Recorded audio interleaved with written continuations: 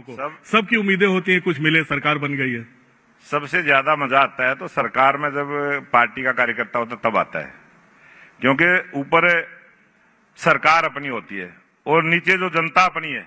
जब जनता कोई बात कहे और जनता की कही हुई बात को सरकार के माध्यम से पूरा कर दें, सबसे बड़ा संतोष आदमी को मिलता है। और भारतीय जनता पार्टी का कार्यकर्ता तो सेवा ही संगठन के माध्यम से काम करता है और उसी सेवा भाव के साथ जनता के बीच में रहता है और जो जनता के काम अच्छी तरीके से करवा पाए और संगठन का और सरकार का समन्वय बहुत बढ़िया रहे, बहुत अच्छा रहे। आज मैं ये मान के चलता हूं कि हरियाणा का छोटे से छोटा कार्यकर्ता भी सरकार के प्रतिनिधि के तौर पर काम करता है, अपनी जिम्मेवारी के साथ करता है और उसी का परिणाम है कि हरियाणा में तीसरी बार भारतीय जनता पार्टी की सरकार आई है। जो सबसे बड़ी ताकत है भारतीय जनता पार्टी की तीसरी बार सरकार में आना, यह हमारे कार्यकर्ताओं की ताकत है। इसका मतलब है कि समन्वय बहुत अच्छा चल रहा है और कार्यकर्ता निराश नहीं हो रहा है। बहुत बढ़िया चल रहा है, कार्यकर्ता संतुष्ट है और अपनी सेवा से संतुष्ट है, सरकार के काम से संतुष्ट है, सरकार की पॉलिसी से। क्योंकि जिस प्रकार से हमारे लोकप्रिय मुख्यमंत्री नायब सिंह सैनी जिस ऊर्जा के साथ काम करते हैं, जिस मेहनत के साथ काम करते हैं और मुख्यमंत्री नायब सिंह सैनी जब काम करते हैं तो उनको आशीर्वाद है देश के लोकप्रिय प्रधानमंत्री नरेंद्र मोदी जी का। जब उनका दोनों का समन्वय बनता है तभी राज्य से राष्ट्र का निर्माण होता है। और आज हरियाणा मैं ये मान के चलता हूं कि अग्रणी राज्यों में है। हरियाणा की ग्रोथ अगर हम बात करें, पूरे देश की जब जीडीपी की बात होती है तो 7 और 8% की रहती है, लेकिन जब हरियाणा की बात करते हैं तो 10 और 11 की होती है। ये सबसे बड़ी उपलब्धि है सरकार का। आर्थिक व्यवस्था ठीक है हमारे हरियाणा की, हमारा सामाजिक भाईचारा बहुत मजबूत है और हमारा जो प्रशासनिक तंत्र है, जो अधिकारी हैं, वो भी बड़ी ईमानदारी से काम कर रहे हैं। क्योंकि जैसा राजा वैसी प्रजा, ये वर्षों से हम सुनते आए और ये भारतीय जनता पार्टी की जब से सरकार बनी है तब से परिवर्तन पूरे देश में देख रहे हैं। आपने पूरे देश में परिवर्तन होते हुए देखा है, किस प्रकार से देश की जो आर्थिक व्यवस्था मजबूत हुई है। आज देश हमारा 5वें नंबर का है आर्थिक दृष्टि से और वहीं जीडीपी की ग्रोथ हरियाणा की 10 और 11 मैंने आपको बताई है। उसी प्रकार से आज हरियाणा में अगर बात करेंगे कि किस प्रकार से राष्ट्र निर्माण हो रहा है, तो हरियाणा के अंदर जो हमारे मेट्रो सिटी बढ़ी है, हमारे हरियाणा में एयरपोर्ट बना है, हमारे हरियाणा में 7 नेशनल हाईवे बने हैं। ये किसी भी राष्ट्र के निर्माण की धुरी जो ओपन दिखाई देता है। और पूर्व प्रधानमंत्री अटल बिहारी वाजपेयी जी ने ये बात कही थी जब प्रधानमंत्री थे कि अगर किसी भी प्रदेश की, किसी भी देश की आर्थिक स्थिति को देखना है तो उस देश की सड़कों को देख लो, उस देश की बिजली की व्यवस्था को देख लो, उस देश की किसानों को किस प्रकार से पानी मिलता है कि नहीं मिलता है वो देख लो, उस देश के किसानों को उचित भाव मिलता है कि वो देख लें। और आज मैं बधाई दूंगा मुख्यमंत्री नायब सिंह सैनी जी को। आज हरियाणा में 24 फसलें एमएसपी पर खरीदने की गारंटी हरियाणा के किसानों को है। आज किसी भी प्रकार की कोई भी तकलीफ किसानों को नहीं है। जो भी किसान फसल उगाता है एमएसपी पर खरीदने की गारंटी किसान को मिलती है। और आज हरियाणा का किसान अग्रणी श्रेणी का किसान है। हरियाणा के किसान से दूसरे प्रदेशों के किसान भी उत्साहित होते हैं, गौरव महसूस करते हैं कि हरियाणा के किसान आज खुशहाल है। लेकिन एक चीज तो देखने वाली बात होगी कि बतौर अध्यक्ष आपका प्राथमिकता आपकी क्या होती है कि संगठन और सरकार का समन्वय बना रहे या फिर कार्यकर्ता संगठन का विस्तार किया जाए? दोनों काम एक साथ हो पाता है कि नहीं बड़ोरी साहब? बिल्कुल अमिताभ जी, आपने ठीक बात कही है कि सबसे बड़ी जिम्मेवारी यही होती है कि जब सरकार होती है तो उसमें कार्यकर्ता को उस काम में लगाना। कार्यकर्ताओं की बहुत सारी इच्छाएं भी रहती है, कोई सरकार में जाना चाहता है, कोई संगठन का काम करना चाहता है, तो जिस प्रकार का कार्यकर्ता का भाव होता है उसी प्रकार का उसको काम मिल जाए, ये सबसे बड़ी चुनौती होती है।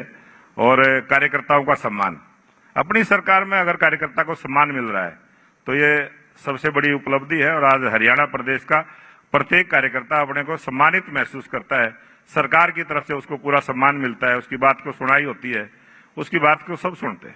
हरियाणा के लोग मानते हैं कि कार्यकर्ता भी होते हैं तो बड़ी बेबाकी से अपनी बात रख देते हैं अपने नेताओं के सामने, तो कभी ऐसा मौका आता नहीं है हमारी क्यों नहीं सुन रहे हो आप? अमिताभ जी, ये तो कार्यकर्ता का जो अधिकार है और गीता के अंदर यही तो बताएगा कि कर्तव्य क्या है, अधिकार क्या है। सबसे बड़ा कर्तव्य यह है कि अपने जो ड्यूटी मिली है उसको पूरी करें, अधिकार का घमंड ना करें। किसी भी प्रकार का अधिकार किसी को है तो उसमें घमंड में ना रहे, अपने कर्तव्य के साथ उसका पालन करे। ये सबसे बड़ी उपलब्धि है। और भारतीय जनता पार्टी का कार्यकर्ता आज 2.5 लाख कार्यकर्ता भारतीय जनता पार्टी के किसी न किसी जिम्मेवारी पे हैं और सब उसी जिम्मेवारी के साथ काम कर रहे हैं। और जो बाकी छूट गए हैं सत्ता की रेस में या कोई जिम्मेदारी से, अब भारतीय जनता पार्टी में कोई छूटा नहीं है। सबको जो छूट गए हैं उनको भी साथ लेकर हम चल रहे हैं, अच्छे से काम कर रहे हैं। बड़ोली साहब, जब इतने कार्यकर्ता खुश हैं तो जो 7 नगर निगमों के चुनाव है, नगर इकाइयों के चुनाव है, निकायों के, तो उम्मीद करें कि सातों इस बार आप लोग बीजेपी निकाल रही है इस बार? पीछे भी सभी भारतीय जनता पार्टी जीत के आई थी और जब विधानसभा के चुनाव हुए तब हमने जनता से अपील की थी कि ट्रिपल इंजन की सरकार, और मैं धन्यवाद करूंगा आपके चैनल के माध्यम से, हरियाणा की जनता ने लोकप्रिय मुख्यमंत्री नायब सिंह सैनी जी के काम पर मोहर लगाई, देश के प्रधानमंत्री नरेंद्र मोदी जी की नीतियों पर मोहर लगाई और तीसरी बार सरकार को चुनने का काम किया है।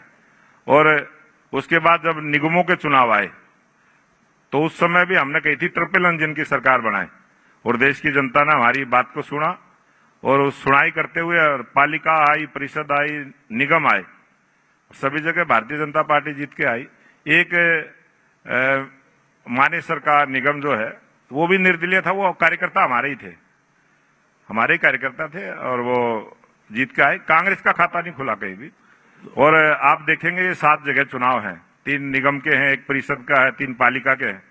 7 जगह भारतीय जनता पार्टी बड़े बहुमत के साथ जीत के आएगी और ट्रिपल इंजन की सरकार हरियाणा में। और एक चीज और, जो एक जनरेशनल शिफ्ट की बात जो संघ भी कर रहा है, जो जनरेशनल शिफ्ट की बात जो हो रही है कि युवाओं को सामने लाओ, तो इस बार उम्मीद करें कि इस बार चेहरे बहुत सारे नए होंगे, युवा होंगे?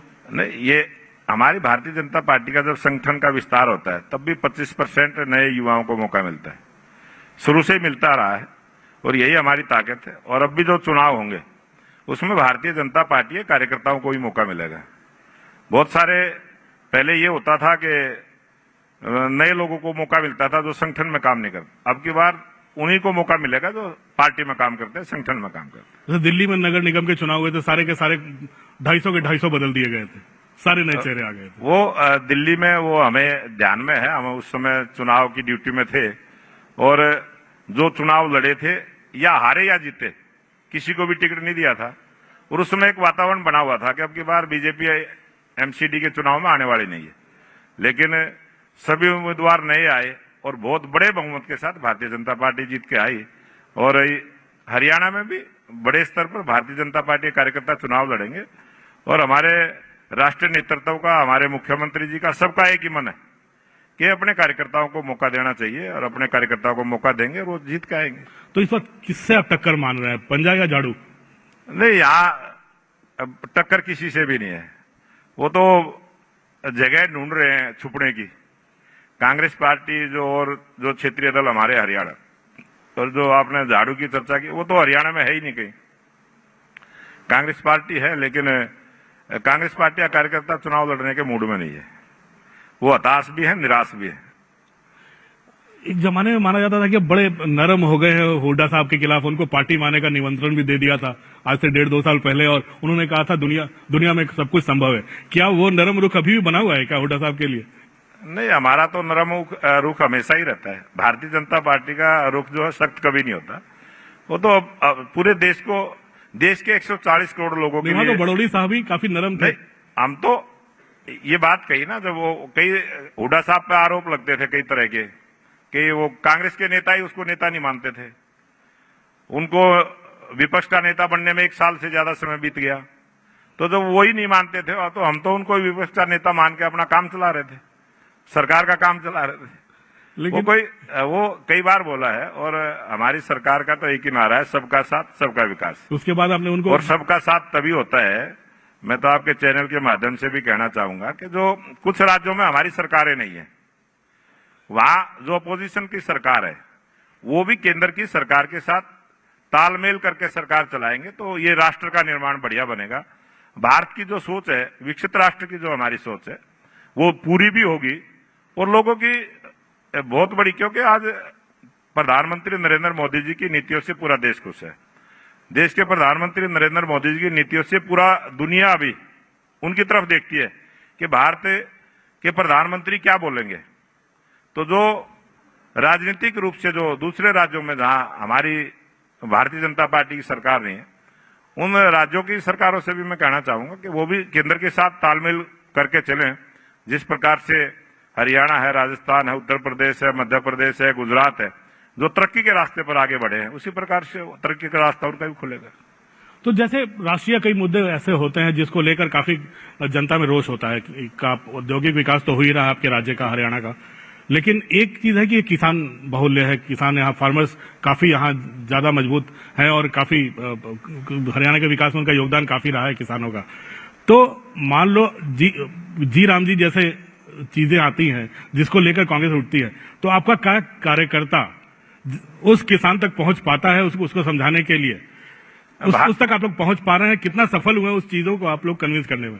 भारतीय जनता पार्टी का कार्यकर्ता हमेशा से ही जनता के बीच में रहता है और जब भी कोई सरकार की पॉलिसी बनती है, अभी विकसित भारत जी राम जी योजना जिस प्रकार से लागू हुई है और उसमें बहुत सारी नई सुविधाएं देने का काम किया है, बहुत सारे नए काम जोड़ने का काम किया। जो पहले नरेगा स्कीम थी उसके अंदर खड्डा खोद देना और खड्डे को भर देना, इसी प्रकार की पॉलिसियां होती थी।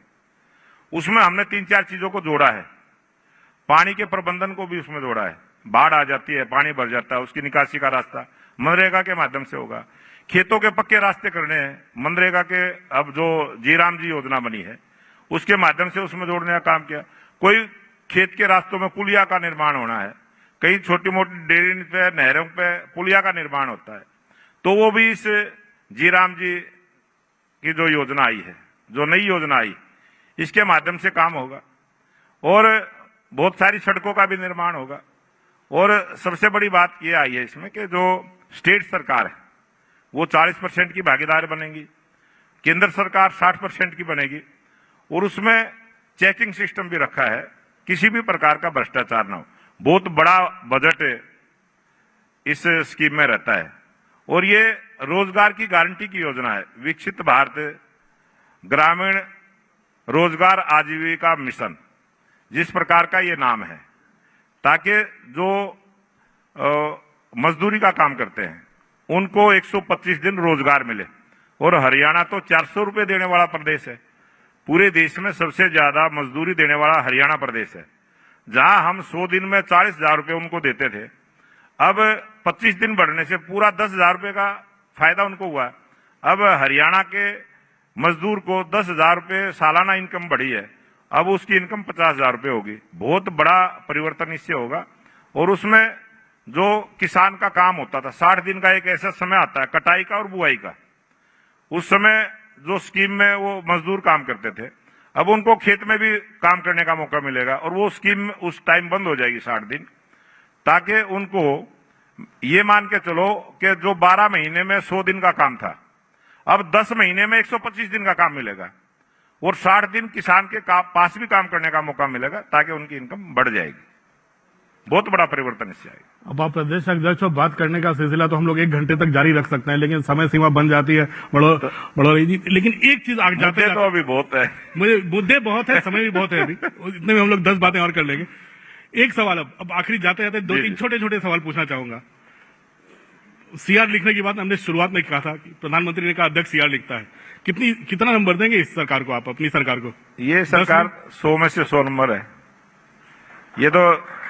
ये सरकार का तो मौका मिले तो वो एक पेपर में मिलता ना, वो अच्छे लेख के भी जो 5 नंबर होते थे, तो 100 में 5 नंबर भी प्लस कर सकते हैं। अब संगठन से इतने नंबर मिल गया मुख्यमंत्री जी को। मुख्यमंत्री जी तो हमारे ऐसे मुख्यमंत्री हैं कि पूरे जो दूसरे प्रांतों के लोग जब हमें मिलते हैं तो कहते हैं कि हरियाणा का तो बड़ा सौभाग्यशाली प्रदेश है, ऐसे मुख्यमंत्री मिले हैं, ऐसे मुख्यमंत्री हमें भी मिलने चाहिए।